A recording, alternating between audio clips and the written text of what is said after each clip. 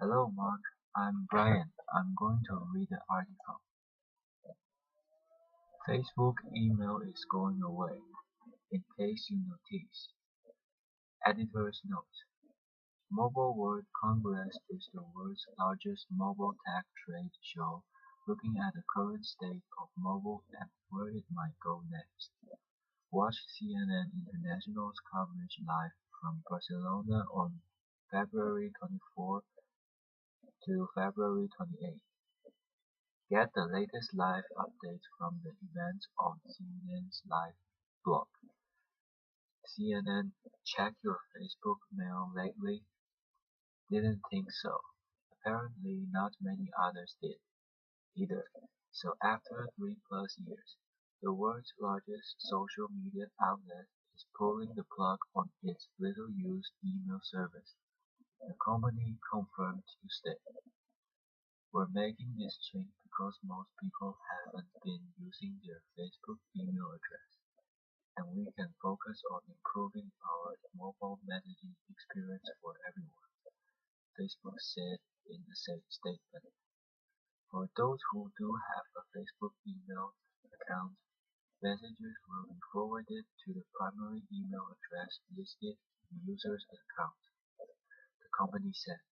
The changes are planned to roll out in March, and users can turn off that forwarding option if they prefer not to have their personal inboxes flooded with these messages. It's a little bit of bowing to the inevitable, said Justin Lafferty, editor of the trade site Inside Facebook. The email addresses, which showed up as messages for Facebook users, never took off, and when Facebook tried to make them the default email account for all users in middle 2012, a lot of people were unhappy with that, he said. It was kind of rolled out to everyone regardless of what they wanted, Lafferty said. With last week's $19 billion acquisition of WhatsApp, the fast-growing messaging service, Facebook is focusing more on mobile messaging than email these days. Facebook ventured into the email field in November 2010, adding the service to the messaging system already used heavily by its 1.2 billion users.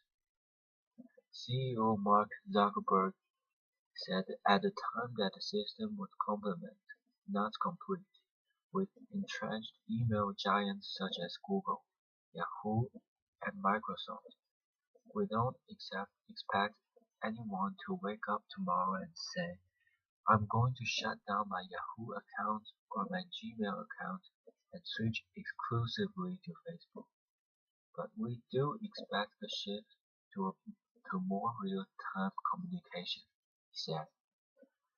Lafferty said the reversal is unlikely to be remembered in the company's annals. Much like the service itself, many people probably weren't even aware of the change, he said.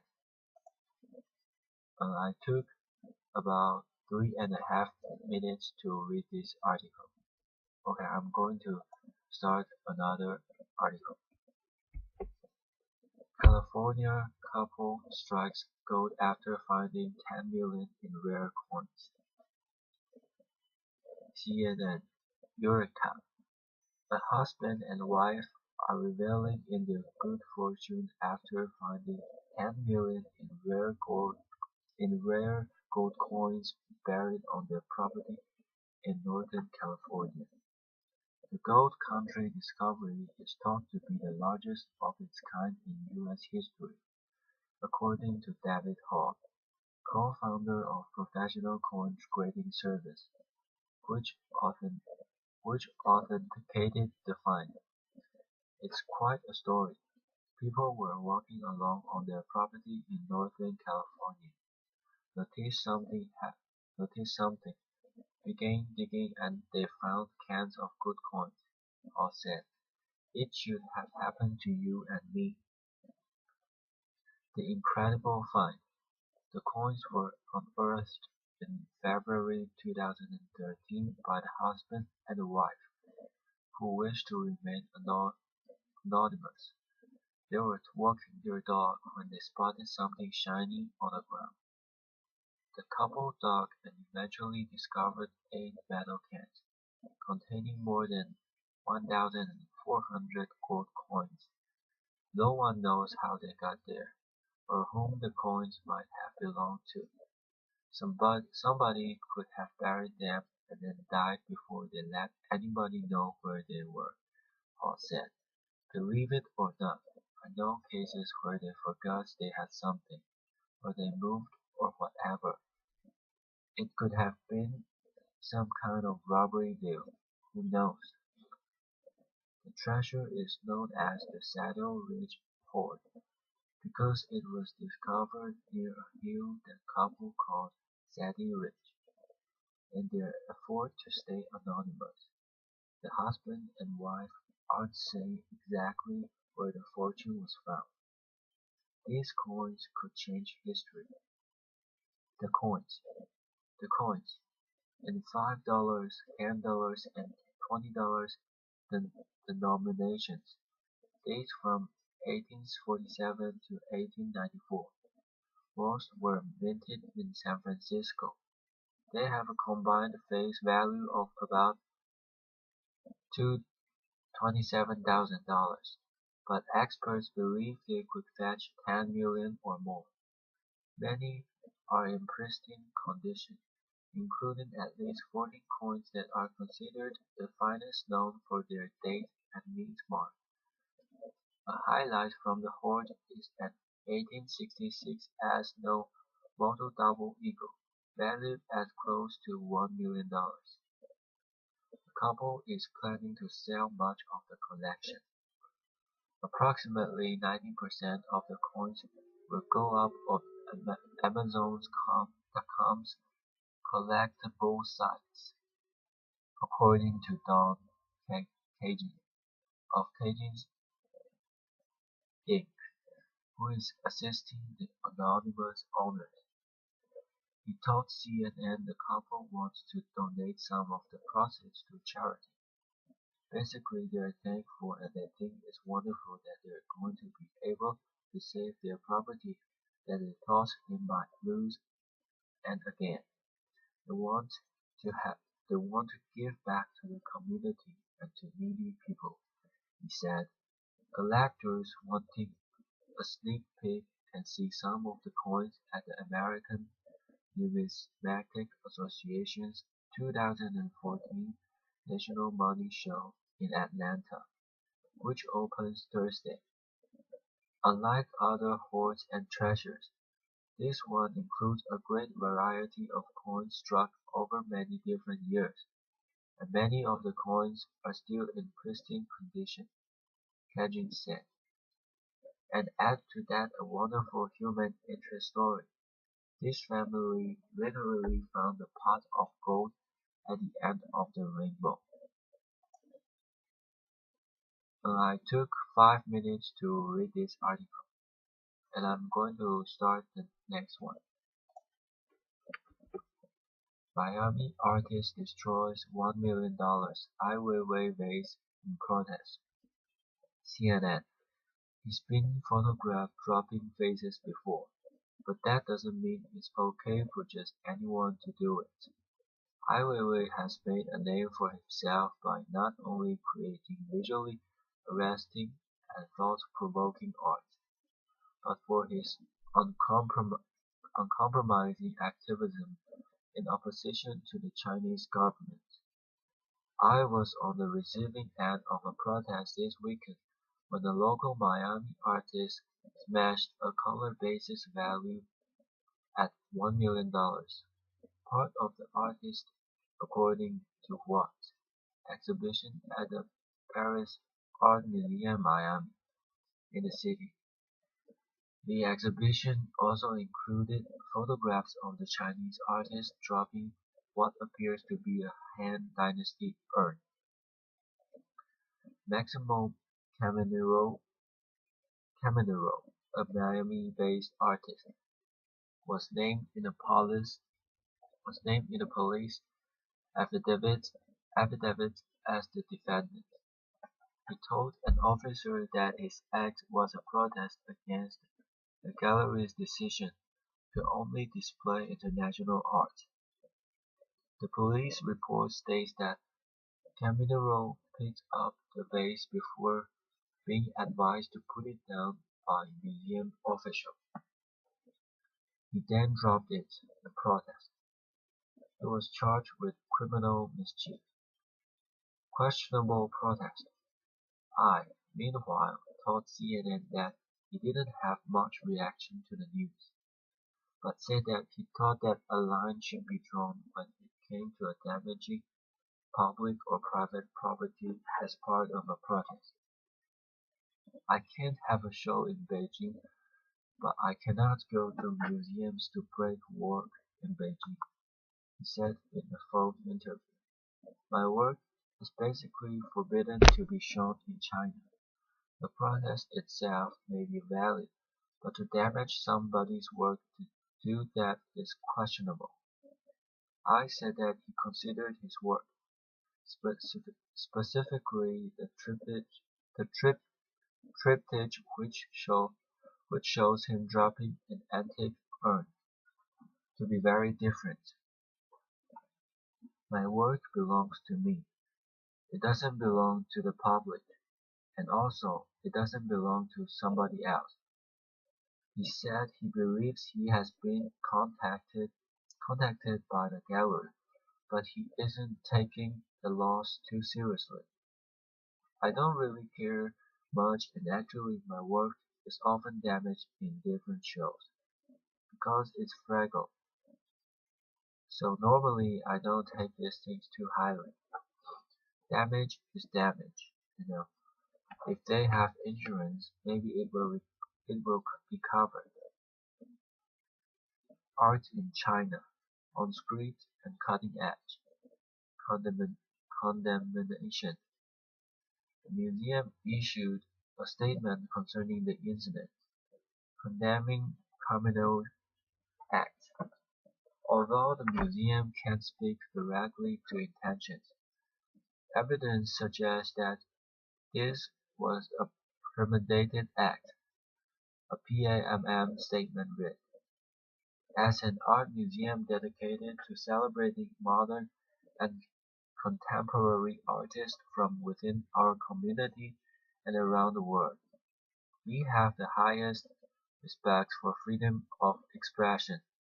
But this destructive act is vandalism and it is disrespectful to another artist and his work, to Paris Art Museum Miami, and to our community.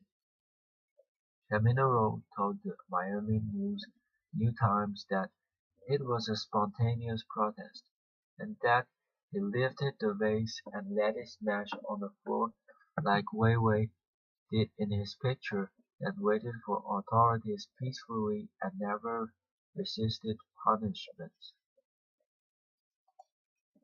I took 5 minutes to read this article, and I'm going to start another one. Hong Kong police on alert after China sex industry crackdown. Hong Kong police plan to step up efforts against vice operations in the city following a massive crackdown on prostitution last week across the Chinese border, where police in Dongguan raided 2,000 establishments and detained more than 900 people. Senior Hong Kong police expressed fears that the Special Administrative Zone could fill the vice vacuum labs after the raids by more than 6,000 police on the Chinese industrial city, just 60 miles to the north. Commissioner of Police Andy Zhang Wahong told local media that police would be stepping up operations against the sex trade, adding that proliferation of vice in the territory was a concern following the crackdown. There is definitely potential for the sex trade to suddenly grow quickly here, but it won't just be confined to a rise in prostitution. A senior Hong Kong police officer told the South China Morning Post. It will bring with it all the usual vice that goes with it: nor- narcotics, money laundering, child protection. The Chinese Ministry of Public Security on Sunday ordered police across China to step up efforts to tackle the three vices: prostitution, gambling, and drug trafficking, warning officials they would be held accountable for illegal activities. While Dongguan, situated between the large population zones of Shenzhen and Guangdong, has long been associated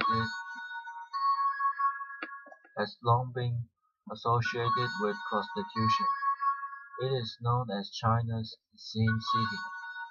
China's Ministry of Public Security has indicated it will not limit the crackdown to the city, and that the operations will also target officials benefiting from the trade. Be resolute with the crackdown no matter who is involved, and regardless of what official ranks they are at, with no leniency or soft-heartedness, the ministry said in a post on its website over the weekend. Dongguan Deputy Mayor and Police Chief Yang Xiaokang was fired from his post last week, and 10 other senior police officers have been subject to a range punishment in the wake of the raid, state media reported. Other provinces including Zhejiang, Gansu, Shandong, Guangxi, and Heilongjiang have conducted their own vice raids in recent days, indicating that the campaign has been directed from the central government. Dubbed the Exterminate Yellow Campaign, the color in China associated with prostitution, the crackdown comes after a report by the national broadcaster CCTV on the sex industry in Dongguan.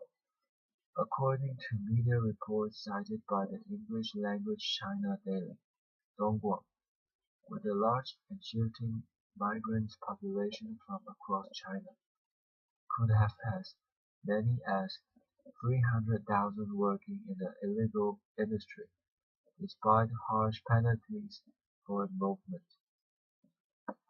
The nationwide clampdown on the three vices is the latest target for the government of President Xi Jinping, which promised a wide-scale crackdown on rampant graft when it came to power in 2012. Xi has also been behind an austerity drive to rein in extravagant spending, banning officials from serving exotic dishes such as shark fin soup at banquets. Anger over corruption has prompted a raft of mass incidents, an official euphemism for protest, worrying officials defending one-party value. Last year, Xi vowed to crack down on both tigers and fives, powerful leaders and unlawfully bureaucrats, in his campaign against corruption and petty officialdom. I spent 6 minutes to read this article, and I'm going to start another one. He started in his teens with just $14. Now he's a 21-year-old paperback king. Every week, African startup follows entrepreneur entrepreneurs in various countries across the continent to see how they are working to make their business dreams become reality. CNN. Award-winning entrepreneur Andrew Mipua was just 16 years old when he decided to take on the world. That was back in 2008, when both of Mipua's parents had lost their jobs and could only afford to cover his school fees. I had to get to meet my basic needs by myself, remembers the Ugandan businessman. I decided to face the world alone. Inadvertently, the government of Uganda came to Mipua's aid. At the time, officials in the country announced that they were considering a ban on plastic bags to curb environmental damage. Mipua, who was still in secondary school, immediately saw this as an opportunity to launch a paper bag production company. I conducted a feasibility study, market research around retail shops, kiosks, supermarkets around Kampala, and discovered there is need and potential market for paper bags. To start out his small operation, Mipura figured out he needed a capital of 36,000 Ugandan shillings, equals $14. He raised the first $11 from selling 7 kilos of used plastic bottles he had collected over 1 week. Mipura then borrowed the remaining $3 from his school teacher and embarked on his entrepreneurial journey, producing paper bags on a small scale. Since then, the business has grown extensively today, at the age of 21, Mipura is the owner of Youth Entrepreneurial League Investment, the first registered Ugandan company to make paper bags. The young entrepreneur employs 16 people who produce up to 20,000 paper bags each week. His long list of clients includes restaurants, retail stores, supermarkets, medical centers, as well as multinational companies like Samsung. Yali has made about 1,000 niche bags for the local stores of electronics company. Right now I have 72 clients, says Mipua. 19% of our clients always come back. Green impact. Mipua's remarkable achievements and shrewd business skills have been recognized with a number of accolades in recent years. In 2012, Mipua was the winner of the 30,000 Anzisha Prize, a major award given to young African entrepreneurial leaders who take the initiative to address critical needs in their communities. The awards I have won give me courage to push on with my business, says the young entrepreneur. It shows to me how I am doing the right thing, and it helps me define the impact I'm creating. Uganda has attempted to ban plastic bags in the bid to deal with its acute waste management problem and promote environmental conservation. Yet, they are still used in Kampala and open block drainage systems or collect and heat on the side of the road. Mipua, however, believes Ugandans will eventually choose paper over plastic, and he even plans to build a recycling operation. A paper bag is eco-friendly. It can easily decompose, he said, but plastic bags take too long, so that is the difference. Just the start. For now, Imperial sources its paper from Nairobi, the capital of Kenya. His business is housed in Koso, a slum just outside Kampala's bustling city center. Here, everything is done by hand and with precision. Daily employees turn out thousands of bags daily, cutting the paper manually and then folding it and gluing it appropriately. But this takes time, and as customer numbers grow, the team cannot keep up with the increasing orders. Imperial says one of the biggest challenges for his startup right now is supply and demand. It needs time to produce the right quality and quantity to all clients. Because it's run manually, he says, it's quite hard it's quite hard to catch up with some clients who are used to cheap plastic bags. Adds Nupuria. My next step is to get a machine because I'm only able to supply 5% of the demand I have. Yet Nupuria says that this is a problem that most clients understand, pushing him to keep thinking big and press ahead with his plans to promote environmental conservation. My vision is to have a cleaner Africa by eradicating use of plastic bags and emphasis on paper recycling, he says. I dream of having a big plant where I am able to supply paper bags all over Africa, adds Mupuria, putting emphasis on sensitizing about environmental conservation. So I believe this is just the start. Okay, I finished 5 stories and it took me 8 minutes. So I'm going to read the first story again. Facebook email is going away, in case you noticed.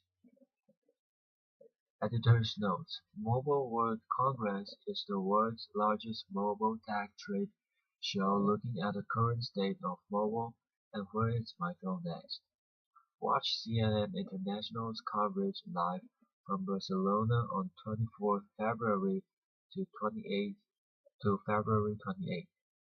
Get the latest live updates from the event on CNN's live blog. CNN. Check your Facebook mail lately? Didn't think so. Apparently not many others did, either. So after 3+ years, the world's largest social media outlet is pulling the plug on its little-used email service, the company confirmed Tuesday. We're making this change because most people haven't been using their Facebook email address, and we can focus on improving our mobile messaging experience for everyone, Facebook said in a statement. For those who do have a Facebook mail account, messages will be forwarded to the primary email address listed in the user's account, the company said. The changes are planned to roll out in March, and users can turn off that forwarding option if they prefer not to have their personal inboxes flooded with these messages. It's a little bit of bowing to the inevitable, said Justin Lafferty, editor of the trade site inside Facebook. The email addresses, which show up as messages for Facebook users, never took off, and when Facebook tried to make them the default email accounts for all users in middle 2012, a lot of people were unhappy with that, he said. It was kind of rolled out to everyone regardless of what they wanted, Lafferty said. With last week's $19 billion acquisition of WhatsApp, the fast-growing messaging service. Facebook is focusing more on mobile messaging than email these days. Facebook ventured into the email field in November 2010, adding the service to the messaging system already used heavily by its 1.2 billion users.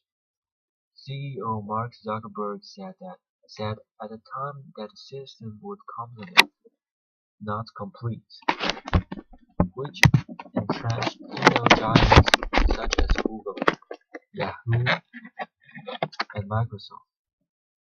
We don't expect anyone to wake up tomorrow and say,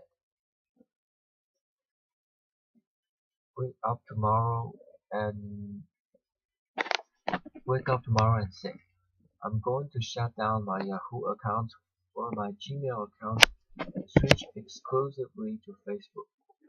But we do expect a shift to more real-time communication, he said. Lafferty said that the reversal is unlikely to be remembered in the company's annals, much like the service itself. Many people probably weren't even aware of the change, he said.